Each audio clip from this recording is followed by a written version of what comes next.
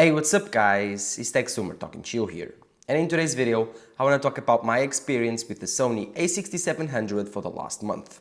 Yes, I've been using this camera for 1 month now, and that's crazy, that is past 1 month. But this has been my best month on YouTube. My YouTube channel quality has grown up so fast and so quickly because of this camera. I have so much to share with you guys about video tips, photo tips, what was my experience with the video side of this camera, which was mainly the focus that I bought this camera. But of course, I've also traveled a lot in the last month and I've used this camera to take amazing photos. So again, if you are interested in today's video, do not forget to drop a like down below and subscribe to the channel so you don't miss my next videos on the iPhone 15 coming next week. But today's video is more about my experience with this camera on the last month. And should you buy it? Should you not buy it? Should you buy the Sony A7CII? Or again, should you buy another camera than this one? So in today's video, I will talk all about it. So sit tight and roll the intro. So the Sony A6700. This is an APS-C camera released by Sony on the beginning of August. And now, on the beginning of September, they launched the full-frame camera equivalent. So they launched the Sony A7C. The Sony A7CII is the cheapest full-frame camera from Sony. And the Sony A6700 should be the best APS-C camera from Sony. And so they overlap. Because most people are thinking, should I buy the cheapest full-frame or should I buy the most expensive APS-C camera? And again, which one is the better deal? Because I have around $1,500 to $2,000 to spend. Which one should I buy? The APS-C lineup or the full-frame lineup? Will I get more if I buy a full-frame? Or will I get better value if I buy an APS-C? Well, for the last month, I've been using the Sony A6700. And I can tell you that with my experience, you don't need more. This camera is perfectly balanced, like all things should be. It's really well made. Like every single detail and compromise that Sony chose to make this camera cheaper just makes sense. You don't notice it when you are using it. And this camera only costs $1,400. This camera for the video side, which was the main thing that I've used, it's really good. Imagine a Sony FX30 without all of those quirks and features that most people don't really need, like the dual SD card slot. That feature is only available for the Sony FX30. But who needs it? Like, really, who needs it? Professionals maybe? But if you are not a professional, if you are a prosumer like me, if you do YouTube videos, like your SD card won't fail 99.999% of the time. And when that time happens, well, you just lost one YouTube video. You can make another one. While if you are a professional, you record a wedding, record an interview. If that interview happens to fail, then you're actually screwed. But that on the FX30 is a good feature. On the Sony A6700, it's unnecessary. And then you have the different type like the Sony FX30 cards actually supports. For example, those cards are much faster. This one only supports SD card slots, normal SD card slots, while the other camera supports faster encoder SD card slots. Those are much more expensive. So I would say that this camera, in terms of balance, is really well balanced and compromised because this camera only accepts and only has different consumer appliances. So it only has SD cards, which most consumers use. It has USB-C, which most consumers use. It has micro HDMI, but who really cares about it? One thing that it doesn't have is active cooling, and in the beginning was a problem. I think overheating on this camera was a big problem in the first week.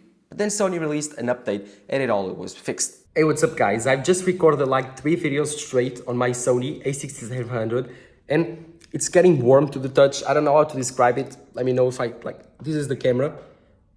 Whenever I touch it, it gets really warm. Like it's actually really warm, but it hasn't stopped yet. So I think it hasn't overheated yet, but maybe like 5 more minutes and it will. So as for the overheating test, I don't know, for now, like 45 minutes of recording, straight 3 videos for my channel, nothing. But then Sony released an update and it all was fixed. But I think that this camera focuses, like I told you before, on really well-made compromises. Again, this is an APS-C sensor. And an APS-C sensor is a 1.5 crop sensor over a full frame. So it's a smaller sensor. With smaller sensors, you get low light performance that is a bit worse than the full frame equivalent, because a smaller sensor captures less light, and so the low light capabilities of this camera is not as good as a full frame. But again, most consumers, not professionals, actually don't need this extreme low light performance because most of them photos will be taken during the day or on a well-lit condition or on a mid-well lit condition, like a party, like when you are traveling where the conditions of the lighting are always somewhat good. And if you are taking photos at night, this camera is also really capable. The real poor lighting conditions happen like when you are taking wildlife photography at night or somewhat like a night shoot for a wedding or something like that. If you have very poor conditions, okay, the full frame equivalent makes sense. Like the Sony A7CII has a full frame sensor. But if you think about it, most features that this camera doesn't compromise are the features that the prosumer or the consumer market likes. For example, you can shoot at 4K 120 frames per second, while the Sony A7CII can only shoot at 4K 60 frames per second with a 1.5 times crop. So like an APS-C equivalent. At the end of the day, it's an APS-C camera at 4K 60. So as you can see, this camera doesn't compromise much and actually has some features that are better than the Sony A7CII. As for the autofocus performance, this camera has all the intelligent features that other Sony cameras have. So it doesn't compromise on the autofocus, doesn't compromise on the performance of the processor. So the processor is really fast, it's one of the best in the game. The AI features here are incredible, the auto framing feature is insane. All of the features that Sony decided to put on this camera are really well chosen because this camera at the end of the day doesn't have those compromises, that big of a compromise that you say, don't buy it. The small compromises that Sony made on this camera were actually really well chosen because most of you consumers won't notice it. This is an APS-C sensor, and so it uses APS-C lenses. You might be thinking that this is a big issue and big compromise, but it isn't, because APS-C lenses are much cheaper than normal full-frame lenses. And if you think about it, as a consumer, you don't want to spend that much money on lenses after you bought a camera, because a camera is really expensive. This camera costs $1,400. And if you decide to buy really expensive lenses like a full-frame equivalent lens, then you would spend $2,000 more on a good lens set for your camera. So a good set of lenses that you have and you trust. But who wants to do that? Who wants to spend $3,000 and who has the money to do so? Well, professionals. But this camera is not geared for professionals, it's geared for the average consumer, for most people. And so that's why I think this camera is perfectly balanced, because it shows compromises. This camera is really well built, and because it's an APS-C camera, it provides the consumer side a cheaper lens options. Because again, I bought two lenses for this camera. I bought the 15mm 1.4 lens from Sony. This is a G lens, so the G Master equivalent for the APS-C lineup, and it costs me $700. This was one of the most expensive lenses for APS-C that I've could ever bought. And then I bought the G lens 18-105. This is a zoom lens and it cost me around $350. So with around $1,000, I bought the perfect, for me, set of lenses so I can record and take photos. These two lenses are the top notch of APS-C lenses, and so they were actually pretty expensive for APS-C lenses. But if I decided to buy the equivalent to these lenses on full frame for the Sony A7CII, then I would have spent like $2,000, $2,500 or even more on a set for a full frame camera. So you need to be very careful when buying full frame.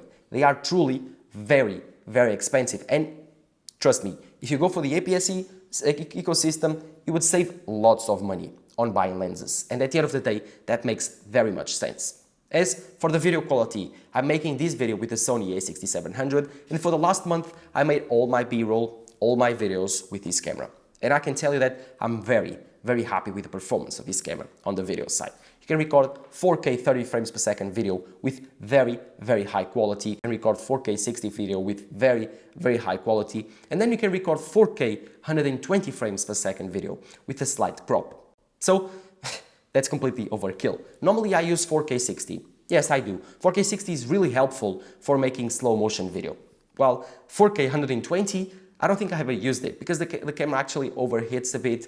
It's not as good, and for B-roll doesn't make that much sense. But for sports video shooting or wildlife video shooting, it actually makes some sense to make that much of a slow motion. And for that, you have an option which is SNQ that records at 4K 120 frames per second.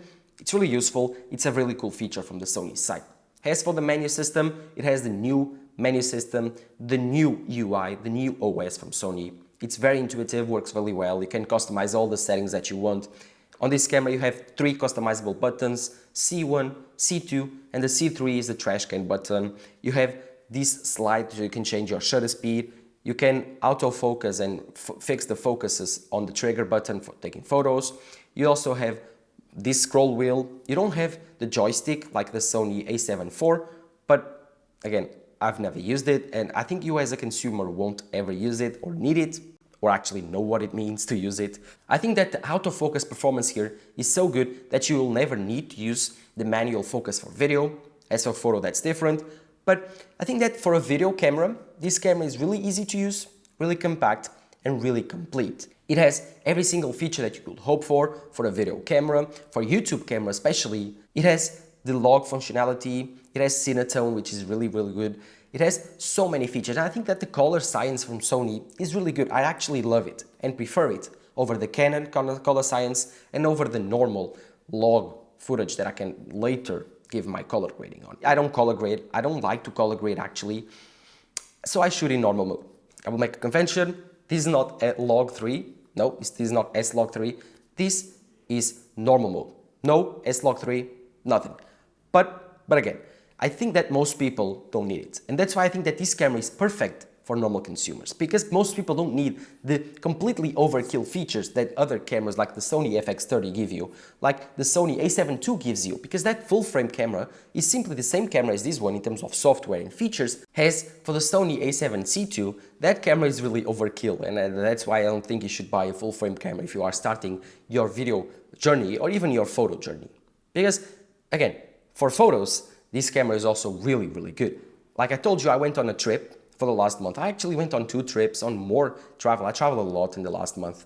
And I've taken this camera with me. And I've taken amazing shots of wildlife, of the cities, of everywhere that I went to. I took amazing shots. And this camera performance was really, really good. At night, during the day, on the jungle, on the city, on the sea. This camera performance was incredible. And I could not have any better camera with me. Like, I loved it. I used my Sony A7CII to take these photos, and I was completely impressed with the photo quality. And of course the video quality, I knew it was good, but the photo quality, oh my god, it was incredible. Yo, here from Zanzibar. Yep, this camera I think works pretty well. So, back to the go. So, again, if you want a video camera that is really good at taking video, but then again, is really good at taking photos, because you don't want to spend money to have 2 cameras, one for video camera and one photo camera. Like, you don't want to buy a Sony FX30 and then need to buy another camera like a Nikon or, I don't know, another Sony camera for taking photos.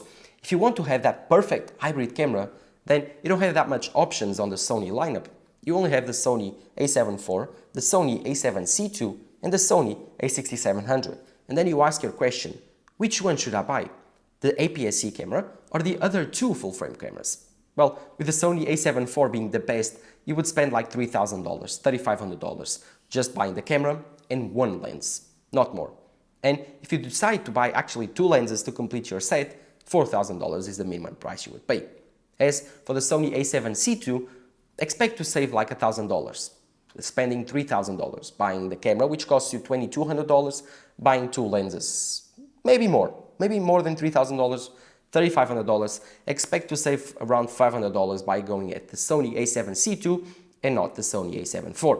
But if you decide to buy the Sony A7C, the one camera that I actually recommend for everyone, the best camera on the market for me, and the most actually versatile and most balanced camera on the market, if you decide to buy this camera, then you will get a really good photo camera, a really good video camera that has 90% of the features of the other 2 full-frame equivalent. The only difference is that it doesn't have the full-frame sensor, it has an APS-C sensor, but like I told you before, this sometimes is an advantage, not every time is a disadvantage. Then you will get a perfectly balanced camera, a camera that can do everything really well, and again, it's like $1,000 cheaper than the Sony A7CII and $1,200, $1,300 cheaper than the Sony A7 IV. And on top of that, you will save like $1,000 on buying APS-C lenses instead of full-frame equivalent. So I think there's only advantages on choosing the Sony A6700 for you, for the normal consumer, for the beginner, because this camera ecosystem is cheaper, this camera's feature set is really complete, and I think that Sony compromised on the right spots because they needed to make this camera cheaper, and to make a camera cheaper you need to compromise. But they chose the right compromises, and so the camera is cheaper, but not worse. So, at the end of the day, I do believe that this camera is really good, really well balanced, and most people that buy this camera will be extremely happy with it. So, let me know in the comments down below what you think about the Sony A6700. My last month with it has been more than perfect. I'm more than happy and content with my purchase, and I can totally recommend this camera for everyone. In my opinion, this camera is perfectly balanced, like all things should be. So, if you enjoyed my video, do not forget to drop a like down below, subscribe to the channel. Thank you guys for watching. This has been Tech Summer talking to you here. Bye bye.